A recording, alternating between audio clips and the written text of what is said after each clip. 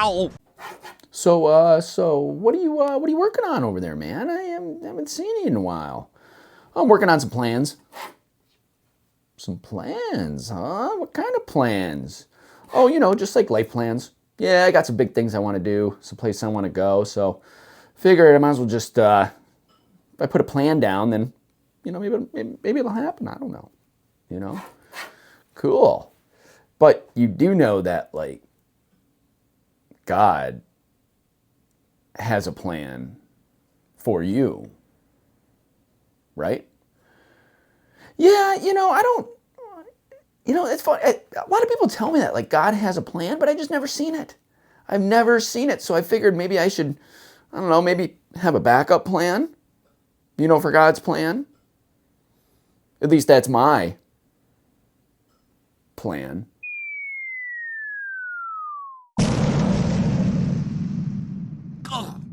Ladies and gentlemen, fellow seekers of truth, welcome to Unscripted Faith, Episode 8, God Has a Plan.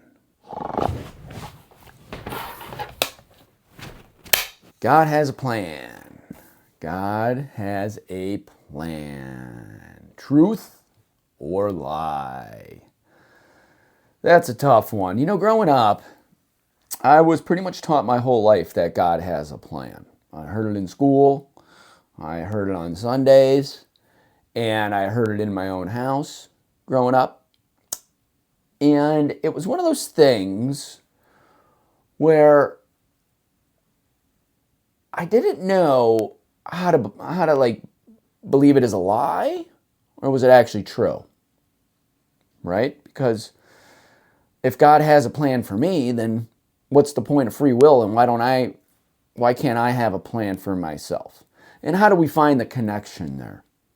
God has a plan was something that was thrown around more than a recess football. Football at recess, right? Oh yeah, God has a plan. Woo! God has a plan. Woo! God has a plan. God has a plan. Right? And the more I thought about it,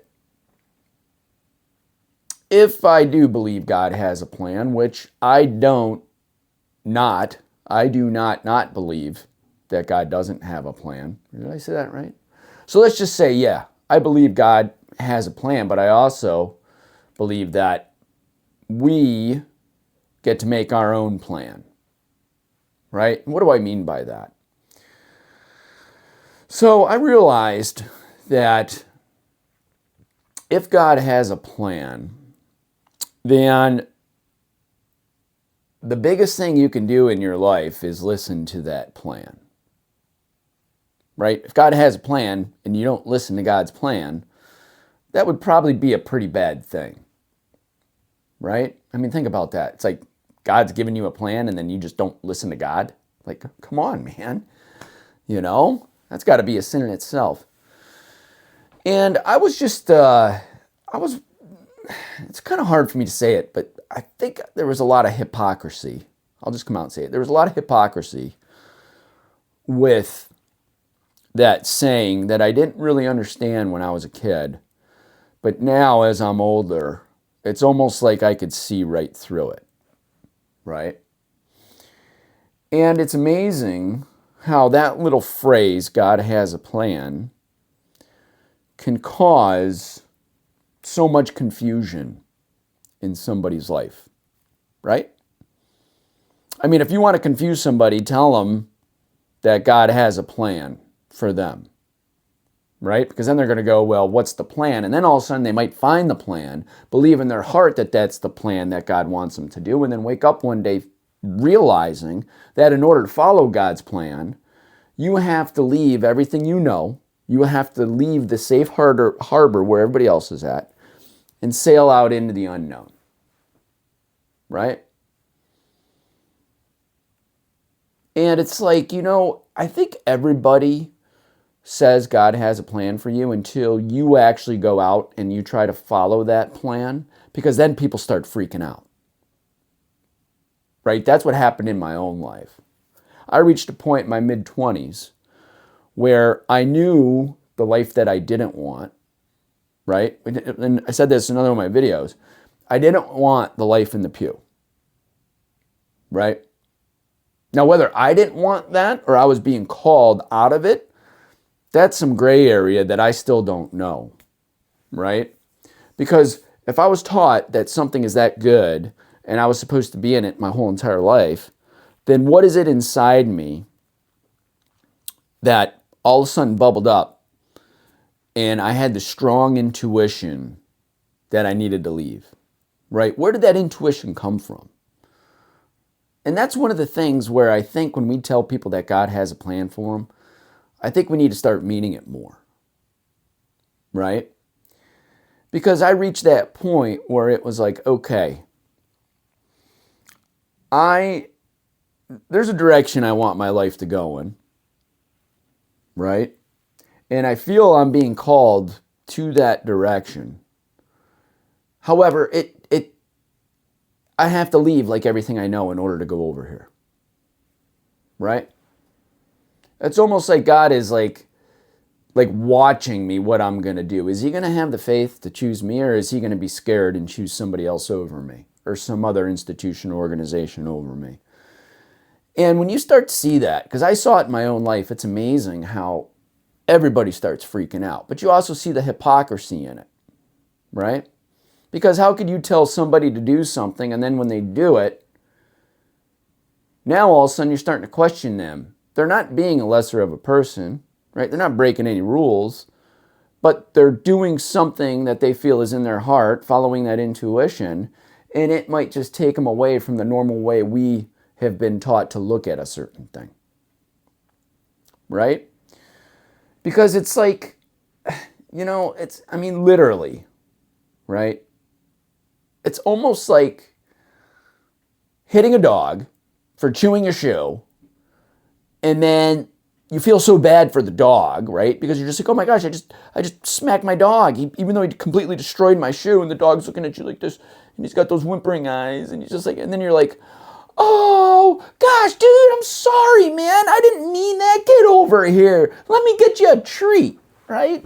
Come on, let me get you a treat. That a boy. Oh, tail starts wagging. He starts licking your face. And the dog has no clue what just happened. He completely chewed up a shoe, got in trouble, felt that he was in trouble, and then all of a sudden is getting rewarded for getting in trouble. So now the dog doesn't know what to do, and the dog just keeps chewing shoes, right? Now, I'm not saying I have a dog. I don't even have a dog. I'm just kind of using this as an example, right? Because it makes sense. And I kind of felt that similarity a little bit when it came to some of the white lies that I think religion teaches us, right? Because as soon as you go out to follow one of those truths or one of those intuitions you have, then all of a sudden it's like, you feel in trouble for it. So it's like, on one hand, you are being rewarded for following your soul, but in the next, you're feeling bad about it. Because now you have to break away from the rules of possibly an institution that has imposed restriction on you for you to be able to follow your soul and to do what you want to do. And it was tough. It's not easy. But I also thought about how do we get to this point, right? It seems pretty easy. If we just tell people to follow their souls, be good people, do your own homework, try to study, try to learn, and then send them out into the world to try to have them follow their souls.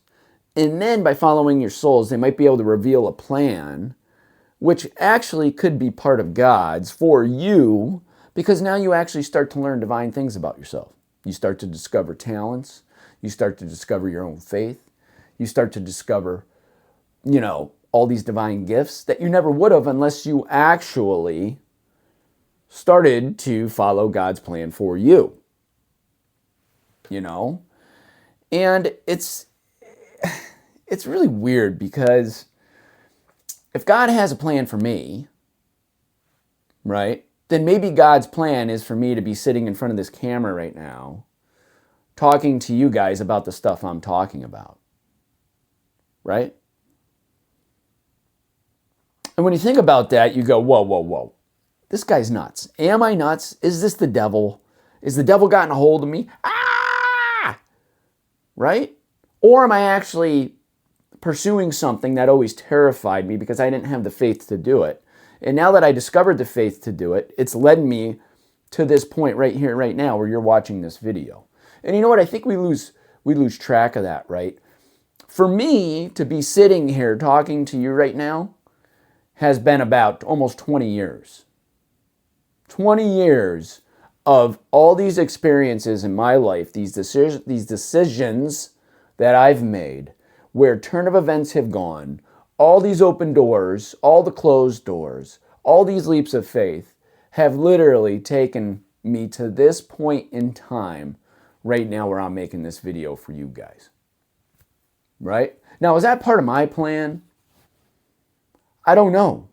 I don't think so, because there's no way in hell I'd ever thought in a million years I'd be sitting here making videos, talking about God and faith and truth and all this stuff. Why would I? If I could do anything, I'd just be like one of those guys. Like, gosh, man, my kids watch, the guys that take like the rusty lighters and they remake them into just like, they put all they shave the rust off and they do all that. And then they have like a perfectly new lighter. And it's like, whoa, he just took 50 minutes of my life, right? I'm watching a guy just refurbish a old rusty lighter, right? Like, I wanted to do that. Like, give me something, but why do I have this? And I don't know. But I could tell you what, getting on that plane that I said in my other video and making that decision for myself to leave and leaving the pew for a little bit put me on a path that has gotten me to here right now. And I would never be here right now if I didn't do that. So when you look at that perspective, it's almost like, what are the things stopping us from following God's plan if he does have a plan for you? Right? What are the things that are going to stop you? And I think a lot of the common ones that stop us is fear, right? Being afraid of what people think, failing, all of that. I would say fear is probably, hands down, one of the biggest ones. Lack of faith in ourselves, right? Feeling incapable, feeling inadequate. And for me, it was funny because the biggest thing stopping me from me going out and actually believing that if God has a plan, then I want to use my free will to discover that plan, right?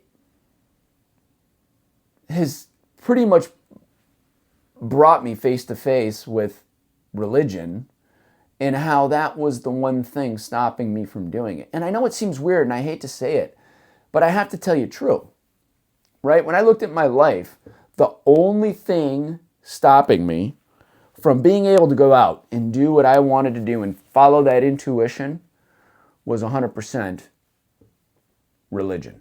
And I don't mean that in a bad way, right? I mean that in a way where I felt guilty for exercising certain freedoms that I felt in my heart and soul. Freedom to go explore, freedom to discover things, right? I'm not talking about the bad stuff. We all know what the bad stuff is.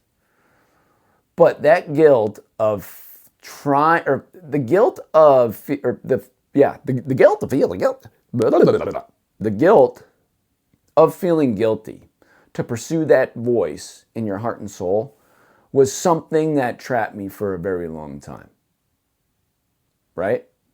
Because a perfect example in my world is that all I have to do is say, you know what? Maybe being a Catholic doesn't work for me anymore, right? And I feel like God's calling me to possibly, do something else.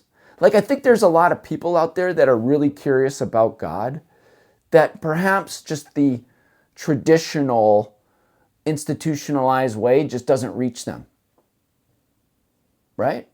So maybe I'm following God's plan as the guinea pig in my own life to go out and to do all this stuff like I've been doing for the past 20 years to kind of acquire this perspective where now I could start to help other people, right, reach their goals and get them to maybe see God in a different way that nobody has ever said it's okay to see God or to believe in God or what the truth actually means.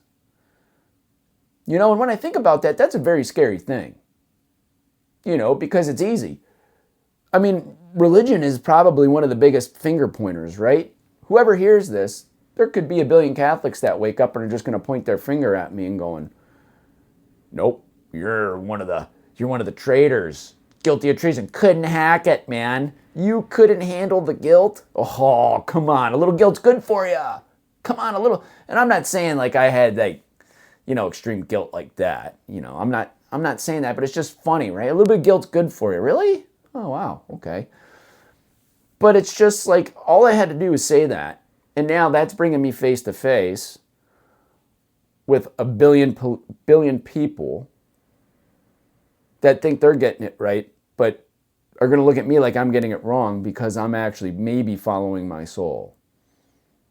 Now, I don't know what's going to happen when I die. Where am I going to go? That's something I think about every single day, right? Literally, every single day I think about that. Heaven and hell, they're very real places. But I guess I just don't want to meet God without actually believing in my heart that I did go out and try to follow his plan. As scary as it seems. Because I think we know that if you are following his plan, if he has a plan for you, but you do have free will to choose, right? So the choices you make are probably going to take you closer to perhaps God's plan for you, or they're going to take you further away, you know? And I think it's one of those things where, you know, I think one of the dangers in saying God has a plan is it allows us to take our hands off the wheel, right? We think we could take our hands off the wheel and everything is just magically going to appear in our lap. God has a plan. Well, does that mean I can keep being a complete idiot? Like, it's part of God's plan for me to be a complete idiot? Because I'm good at that. Oh, yeah. Look at the weekends. I could do a lot of dumb stuff on the weekends. You're telling me this is part of his plan? And I don't think it works like that. You know, but I think a lot of people get tricked into thinking, you know, that that's how it works. And then they wake up a couple decades later wondering what God's plan is for them, right? So, like, I mean, that terrifies me. Can you imagine being an old fart, like 80 years old, like looking back on my life going, oh, wow, this is God's plan for me, huh? Or like, you know, oh, yeah, I wish I would have known God's plan, when it's like, dude, God's given you the clues. You know what I mean? Like he's been giving you the clues your whole life. But the thing he does is he wants you to choose him above all else. So he's going to put you in the toughest situations in your life.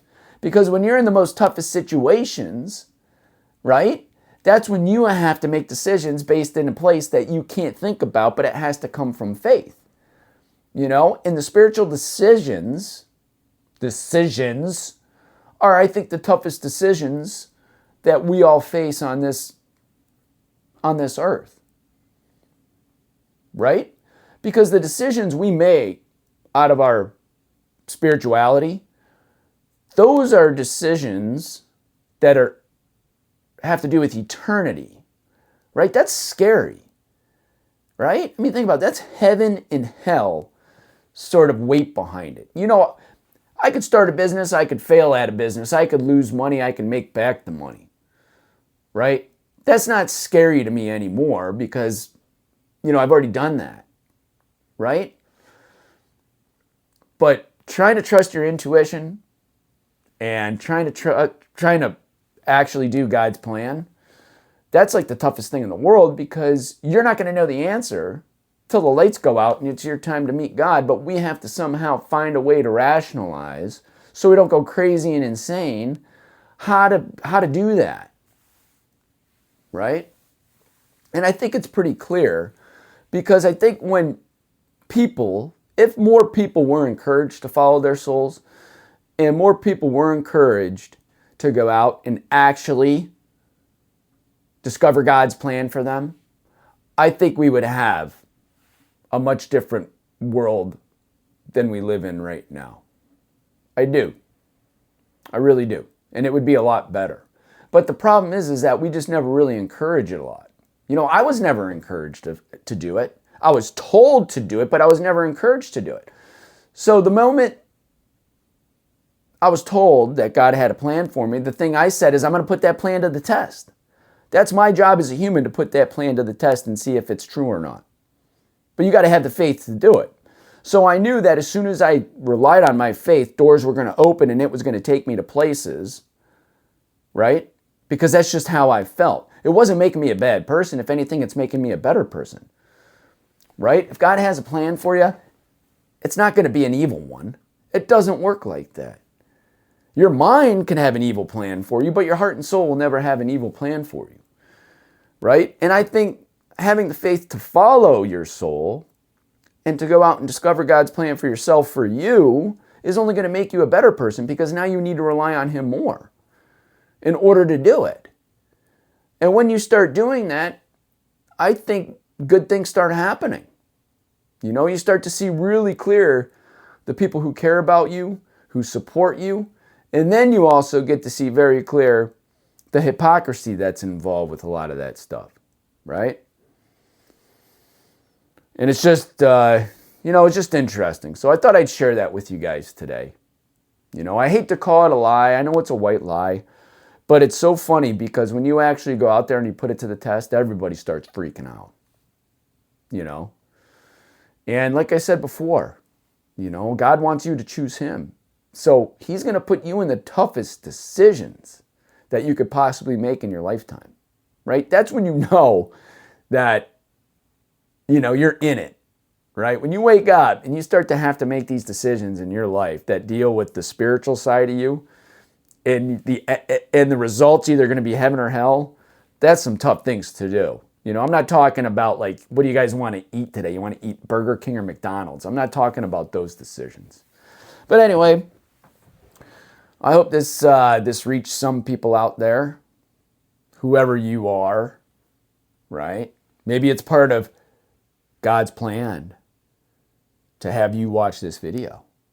Whoa. Now we're getting deep. Oh, yeah.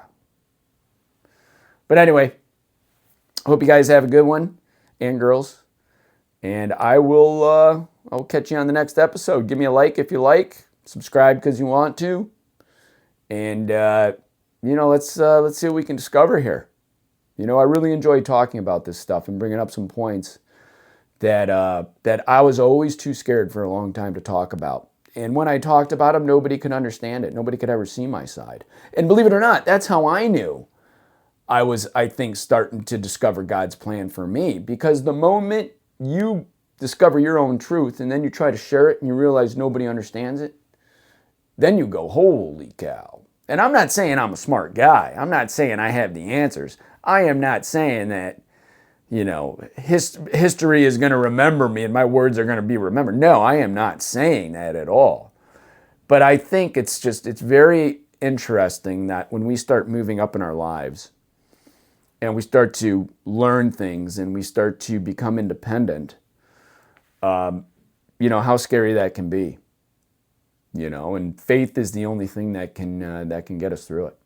So with that being said, catch you guys on the next one. And remember, keep the faith.